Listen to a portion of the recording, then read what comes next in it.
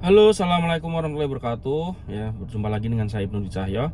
Kita akan membacakan isu monitoring ya 2 hari sekaligus karena kemarin 17 Agustus kami libur.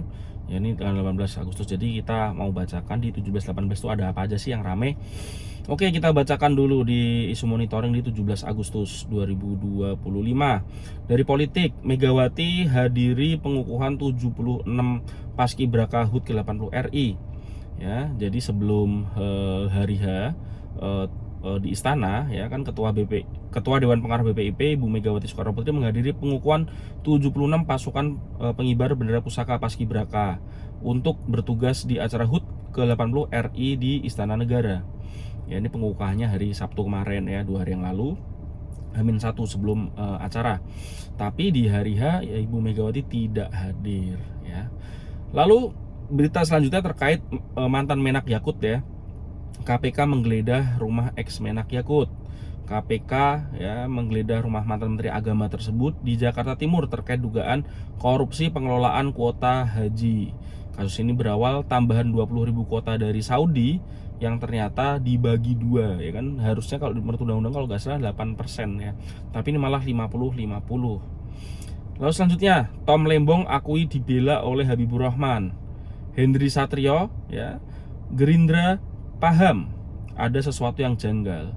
Jadi analis politik Henry Satrio menilai pernyataan Thomas Trikasih Lembong soal pembelaan Habibur Rahman yang mengkonfirmasi adanya kejanggalan dalam kasus ex Menteri Perdagangan tersebut.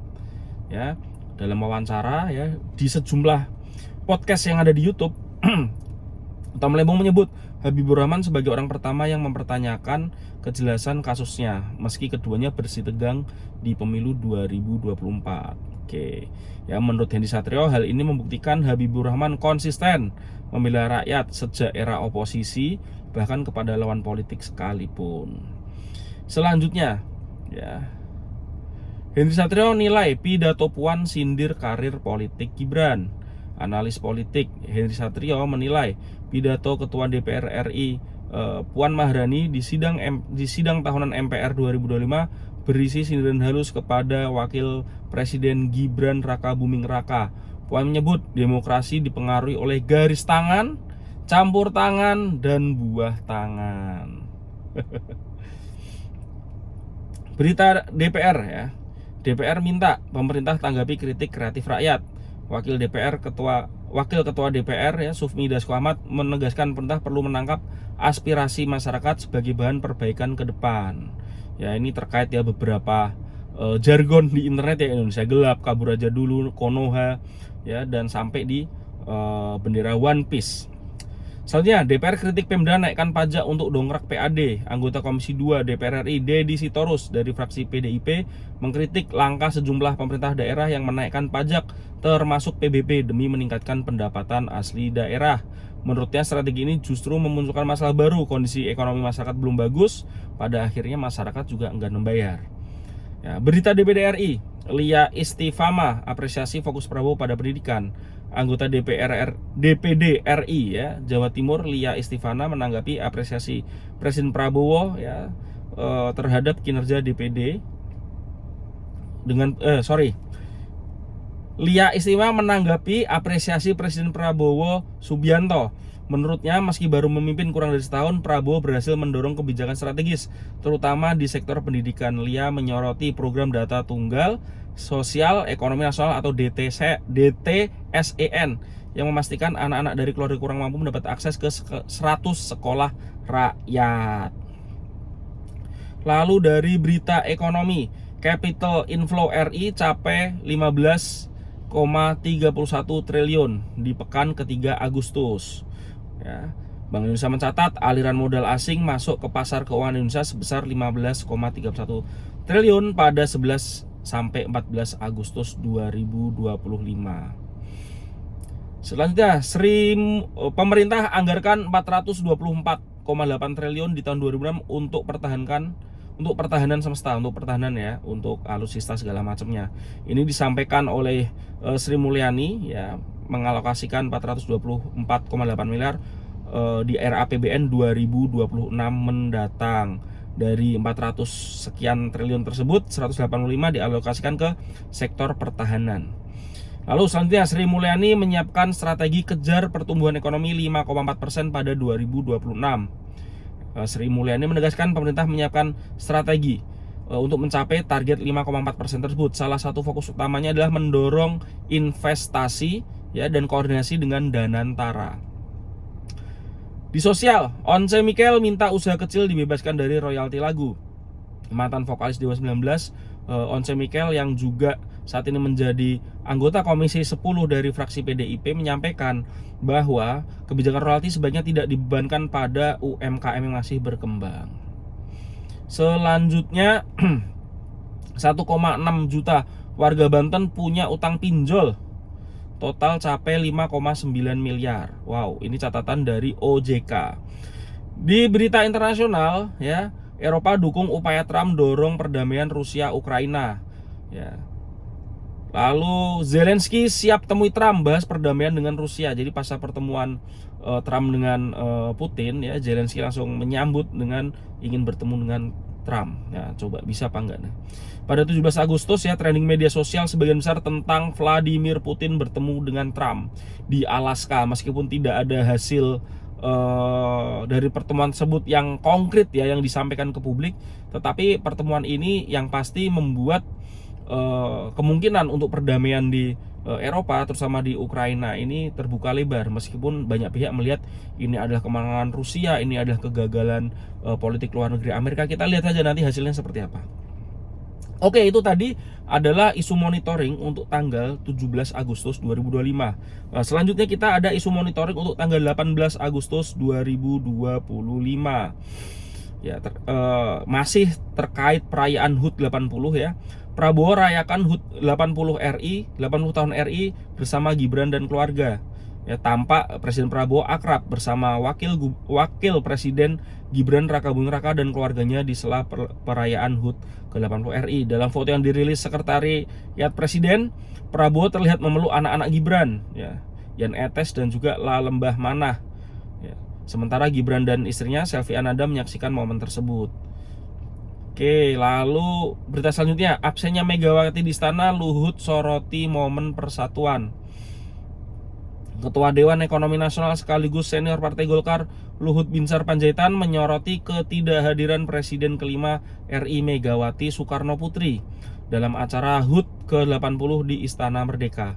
Luhut mengaku berharap seluruh mantan presiden hadir pada upacara perdana ya Presiden Prabowo Subianto, namun ia memaklumi bila Megawati berhalangan.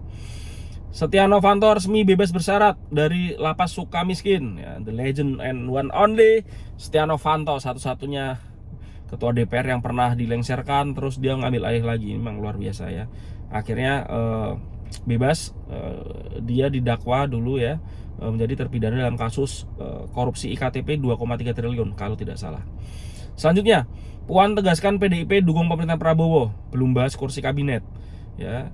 Ketua DPP PDIP Puan Maharani ya menegaskan partainya belum membicarakan soal penyiapan kader untuk mendukung pemerintah. Kader PDIP ya berkomitmen untuk terus mendukung pemerintahan Prabowo, tapi terkait kursi kabinet itu belum dibicarakan. Puan juga sebut pertemuan Prabowo Megawati akan segera dilaksanakan. Ya, menurutnya padatnya agenda presiden dalam rangka perayaan HUT ke-80 membuat pertemuan belum bisa dilakukan segera. Padahal kalau Ibu Mega itu datang ke istana tuh ketemu loh. Dudung minta 20 tersangka kasus Pradaluki dihukum pidana. Penasihat khusus Presiden Bidang Pertahanan sekaligus mantan Kasat ya Jenderal TNI Purnawirawan Dudung Abdurrahman menegaskan bahwa 20 prajurit yang menjadi tersangka atas kematian Pradaluki tidak cukup dipecat dari TNI, tapi juga harus dijatuhi hukuman pidana. 372.000 narapidana mendapatkan remisi HUT ke-80 RI. Kementerian Imigrasi dan Permasyarakatan IMIPAS ya memberikan remisi kepada 372.295 narapidana di seluruh Indonesia. Wih, banyak sekali. Tapi betul loh, kalau terlalu banyak dan terlalu lama narapidana di lapas itu mengguncang keuangan negara juga ya. Berita DPR, Puan bantah isu kenaikan gaji DPR. Ketua DPR RI menegaskan tidak ada kenaikan gaji bagi anggota DPR, melainkan pemberian kompensasi uang rumah.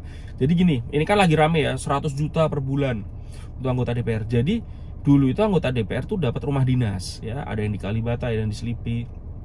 Sekarang tuh udah nggak dapat.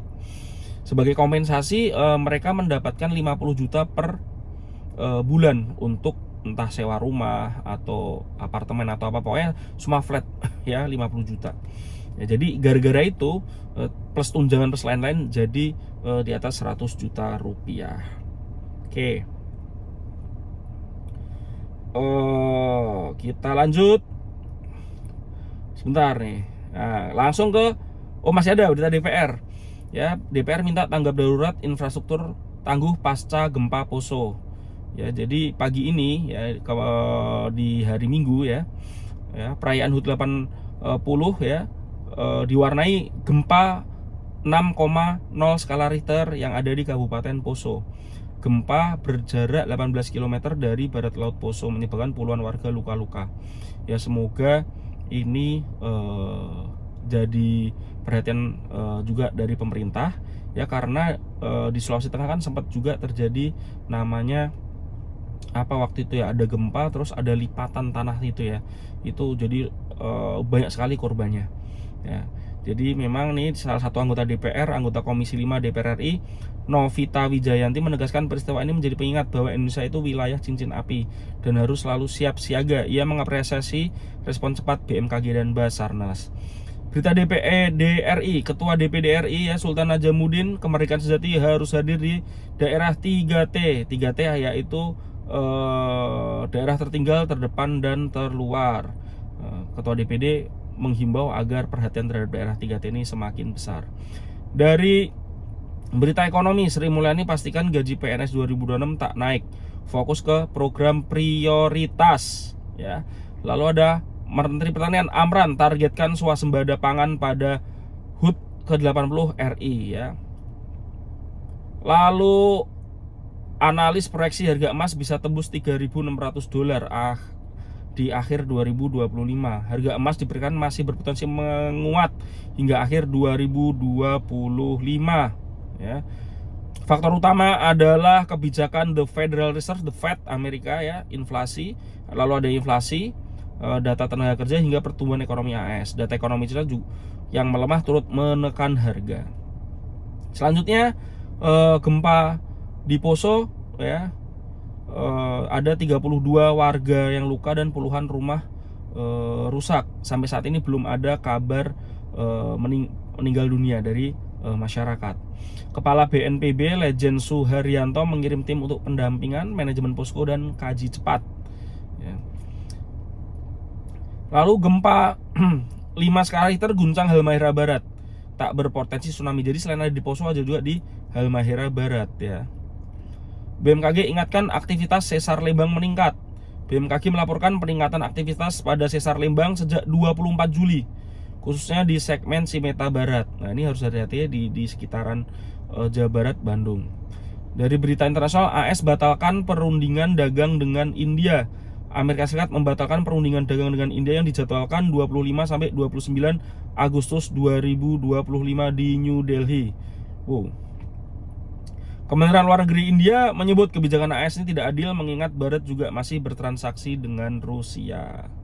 Ya, jadi memang ya ini nego-nego perang dagangnya Amerika ya. India salah satu yang cukup tough untuk melawan ya. Trump dukung usulan Rusia ambil alih Donbas. Presiden AS Donald Trump dikabarkan mendukung usulan Rusia untuk mengambil alih wilayah Donbas sebagai bagian dari perjanjian damai Ukraina-Rusia. Ini adalah salah satu hal yang disampaikan oleh Putin saat bertemu dengan Trump di Alaska kemarin. Nah, ini tinggal nanti Zelensky akan setuju atau tidak. Trending media sosial yaitu Dirgahayu Republik Indonesia ya, banyak sekali ya di media sosial ya, di TikTok segala macam itu banyak sekali ucapan-ucapan dengan template yang bagus-bagus, di Instagram juga. Oke, mungkin itu ya. Di 17-18 Agustus banyak sekali berita terkait HUT RI ya di Istana Negara. Lalu juga ada terkait pertemuan antara Trump dengan Putin untuk di luar negeri. Ya terima kasih, mungkin saja. Assalamualaikum warahmatullahi wabarakatuh.